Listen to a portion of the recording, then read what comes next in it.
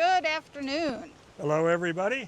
We are here for Fun Fact Friday, and you can tell we're standing in front of a graveyard, but want to tell us exactly where we're at? Well, to my left is the British Cemetery, and to my right is the George Howard Cemetery, one of the largest family cemeteries on the island.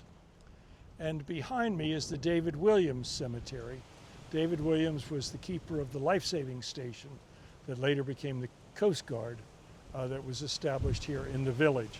But what we're going to be talking about is this marker right here, Abner Augustus McGuire. Augustus Abner McGuire. Oh, I'm sorry. His father was Abner Augustus. He's Augustus Abner. He was from Cutler, Maine, and in 1913 he was serving on a Norwegian ship offshore, and he was the diver on that ship. And the ship was having some kind of an issue. It had a leak, I think. The actual details are lost to history. But the captain sent the diver overboard to examine the ship. And he came back up and gave his report, and then he went back again the second time. And while he was down the second time, there was a problem, and nobody knows exactly what the problem was. Some people think he had a heart attack. Some people think that the person that was tending the oxygen walked away and the hoses got disconnected. At any rate, they realized that he was in trouble, and they hauled him back up on board and gave him artificial respiration, but he died on the ship.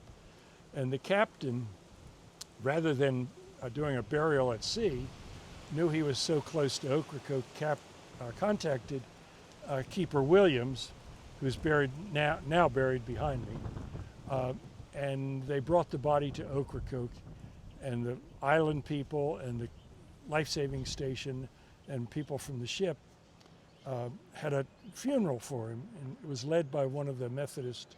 I think the Methodist preacher was off the island, but it was led by a Mesa Fulcher, who was the lay leader at the time.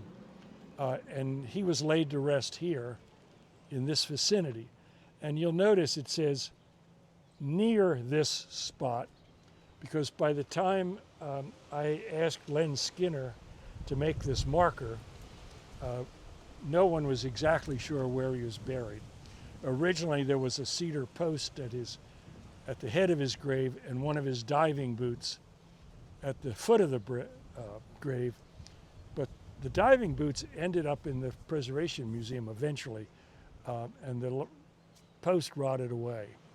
So we're not exactly sure where he's buried, but it was somewhere in this vicinity. And an interesting side note to that is I contacted some of his family in Cutler, Maine. It was his great-great-grandson, and we exchanged some emails. And he always ended his emails by saying, "I am, sir, your most humble servant." And then he would sign his name. I just thought that was very archaic.